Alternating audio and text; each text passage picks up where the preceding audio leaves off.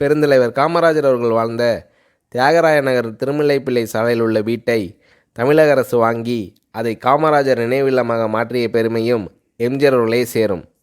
Kamarajar நினைவில்லத்தை 1978 October மாதம் 19ஆம் தேதி திறந்து வைத்த எம்ஜிஆர் அவர்கள் காமராஜர் அவர்களுக்கு புகழாரம் சூட்டினார்.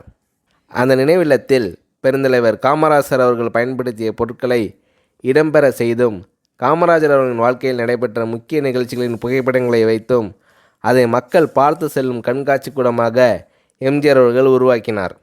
அந்த கண்காட்சி கூடத்தை அன்றைய கேரள கவர்னர் ஜோதி அம்மாள் தலைமையில் அப்போதைய மத்திய அமைச்சர் ப. ராமச்சந்திரனை திறக்க செய்தார் எம்ஜிஆர். இப்படி மறைந்த தலைவர்களுக்கு மரியாதை செலுத்துவதில், அவர்களை போற்றி புகழ்வதிலும் தனி கவனம் செலுத்தியவர் எம்ஜிஆர்.